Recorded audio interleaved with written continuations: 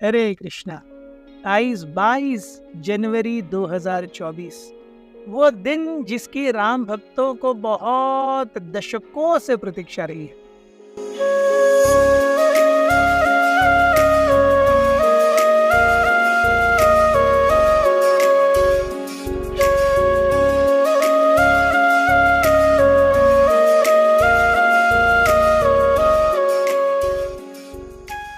लगभग 500 वर्षों के बाद रामलला का मंदिर, उसका आज उद्घाटन होने जा रहा है। व्हाट अ हिस्टोरिक ओकेजन और अ हिस्टोरिक डेट। आज हमने सोचा आपको रामायण के कुछ खास पहलुओं के बारे में जानकारी दे, जिसके बारे में शायद आपने कभी सोचा हो या ना सोचा हो। हम आज एक जंगल के भीतर रहे ताकि आपको ये फील दे सके कि प्रभु रामचंद्र जब किष्किंधा में थे तो उनका मार्ग कैसे रहा होगा। ऑफ कोर्स यहाँ पे सीढ़ियां बंदी है, उस समय वो भी नहीं था। किष्किंधा में उनकी मुलाकात होती है हनुमान जी सुग्रीव से। ये वानर है, वानर अर्थात ऐसे व्यक्ति जो हमेशा रोज सुबह आईने के सामने खड़े होकर पूछते थे, are you really a human being और आर यू अ मंकी। हम देखते हैं सुग्रीव जब पहली बार प्रभु रामचंद्र से मिले, he met him disguised as a human being. So वानर, प्रभु राम को किष्किंधा में 3 प्रकार के वानर मिले। एक वाली, दूसरे हनुमान और तीसरे सुग्रीव। वाली जो कि केवल भोग विलासिता, अपना ऐश्वर्य, अपनी शक्ति प्रदर्शन, इसी में पूरी तरह से ग्रस्त है। दूसरे हनुमान जो कि वाली और सुग्रीव दोनों से भी ज्यादा ताकतवर होकर के शीतल, शांत, नम्र, गुरु भक्ति, राम भक्ति में है। और इनके बीच में है सुग्रीव, न वो वाली के जैसे है न वो हनुमान के जैसे है। जब उन्हें राम की याद आती है तब वो राम भक्त बन जाते हैं। सो हम देखते हैं प्रभु राम रामायण में इन तीनों प्रकार के व्यक्तियों से डील करते हैं। वाली को मार करके उसे खत्म कर देते। सुग्रीव जिसे याद दिलाना पड़ता है कि मैं हूं, ऐसे व्यक्ति को वो किष्किंधा का राज्य देते हैं। और हनुमान जी जो कि एक्चुअली इंसिडेंटली सुग्रीव से बहुत ज्यादा सामर्थ्यवान, बुद्धिमान, मेधावान, शक्तिमान, ऊर्जावान, धैर्यवान, सब कुछ, बट हनुमान को वो किष्किंधा के राज्य पर नहीं बिठाते, क्योंकि हनुमान के अंदर वो 2 प्रमुख चीजें हैं जो राम को अति प्रिय है, अति नम्रता और अति भक्ति। सो वी सी हनुमान जी को प्रभु रामचंद्र अपने साथ में अयोध्या लेके जाते हैं, अपने निजी सानिध्य। So this is how lord Ram deals with these 3 kind of वानरस।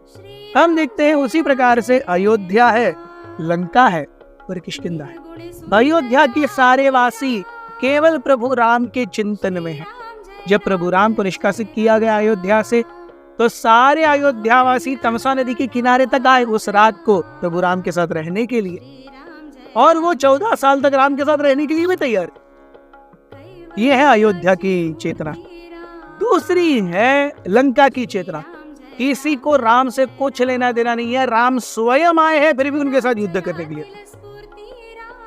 और इसके बीच में है किष्किंधा, अर्थात वो वानर जो अपने में तो मस्त है, लेकिन सुग्रीव रूपी गुरु अपने नेतृत्व के बल पर वो प्रभु राम की सेवा में सम्मिलित हो सके। हम देखते हैं प्रभु राम ये सूर्य वंश से है, जो कि दशरथ महाराज है, और जानकी जो कि जनक महाराज की बेटी है, जनक महाराज चंद्रवंश से है। सो प्रभु राम ये जनक और दशरथ इन दोनों का मिलाप भी कराते हैं।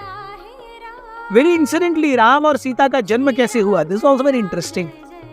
राम के पिता दशरथ ने पुत्र कामेष्टि यज्ञ किया। उन्होंने जो यज्ञ किया उसकी सीधी साधी एक रिक्वायरमेंट थी कि उन्हें पुत्र चाहिए। पुत्र काम इष्ट, पुत्र की कामने से किया गया यज्ञ। वेरएज़ हम देखते हैं जनक महाराज जब वो हल जोत रहे थे तो वो हल केवल एक यज्ञ के एक विधि के रूप में जोत रहे थे. He didn't have any desire या any anticipation कि मुझे यहाँ से कुछ मिलेगा.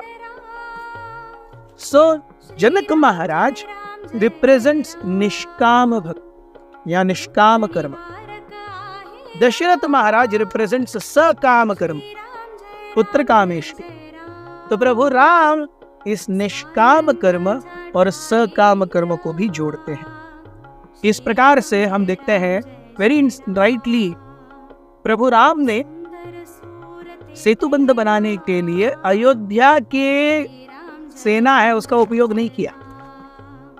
Have you ever wondered why? क्या भरत महाराज को हनुमान प्रभु राम बुलाते तो क्या भरत महाराज नहीं आते अपनी पूरी सेना लेकर के? खुद आते. लेकिन प्रभु राम ने ये नहीं किया. प्रभु राम ने वानरों का उपयोग किया. तो अयोध्या की सेना रही अयोध्या में, लंका की सेना रही लंका में, लेकिन वानरों को लेकर के, सो वानरों को वो एक अवसर देना चाहते थे उनकी सेवा में संलग्न होने का, क्योंकि वो जानते ही थे अयोध्या वासी तो anyways they are there with, Lanka वासीज no matter what they will not be with. But a choice if given to वानरस और Kishkindha वासीज, they can be with themselves और they can be with Ram. तो काफी हदों में किष्किंधा या ये वानर जाति जो है ये मनुष्यों का प्रतिनिधित्व करती है, या हम मनुष्य उसका प्रतिनिधित्व करते हैं. हम वही हैं जो काम क्रोध लोभ मोह मद मत्सर से घिरे हुए हैं. हम वही हैं जो आहार निद्रा भय मैथुन के चक्र में फंसे हुए हैं. हम वही हैं जो जन्म मृत्यु जरा व्याधि के बंधनों में घूम रहे हैं. But if given a chance to really participate in the leelas of Lord Ram, how nice. हम देखते हैं मोदी जी ने कितना सुंदर वक्तव्य कहा है.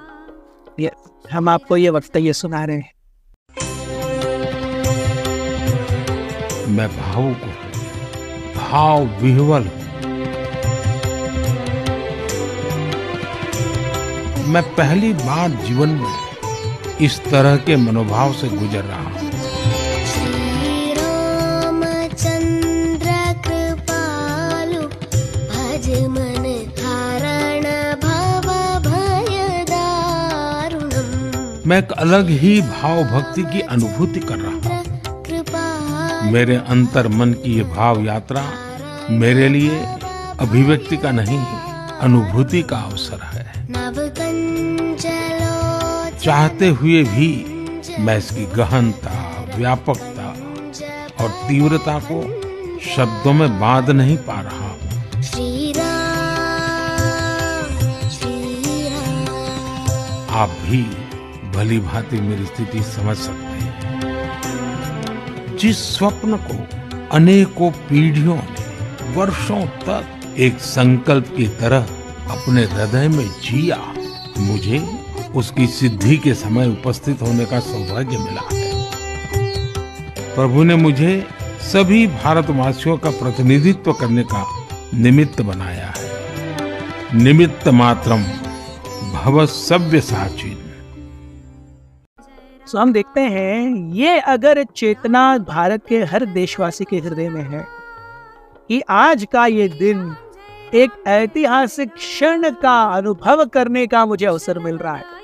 कितने राम भक्तों ने अपने जीवन का बलिदान दिया है, कितने सारे कार्यकर्ताओं ने अपने जीवन की आहुतियां दी हैं, कितने माँ बेटों ने, कितने माँओं और पत्नियों ने अपने घर उजाड़े हैं केवल प्रभु रामचंद्र के संरक्षण के लिए.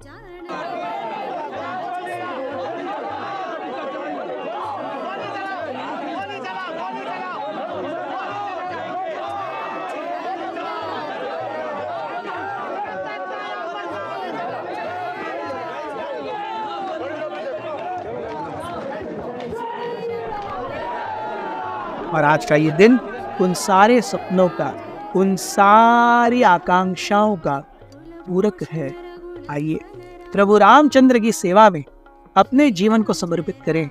और आज का ये दिन एक्चुअली अयोध्या में प्रभु रामचंद्र के पुनरागमन दीपावली के रूप में. हरे कृष्ण. कृष्ण स्मरण चैनल की ओर से आप सभी को इस नूतन दीपावली की बहुत बहुत हार्दिक शुभकामनाएं। आएंगे तो अंगना सजाऊंगी, दीप जला के दिवाली मैं मनाऊंगी। पूरी दुनिया 22 जनवरी के ऐतिहासिक क्षण का इंतजार कर रही है। राम आएंगे आएंगे राम आएंगे, भगवान श्री राम बस आने ही वाले।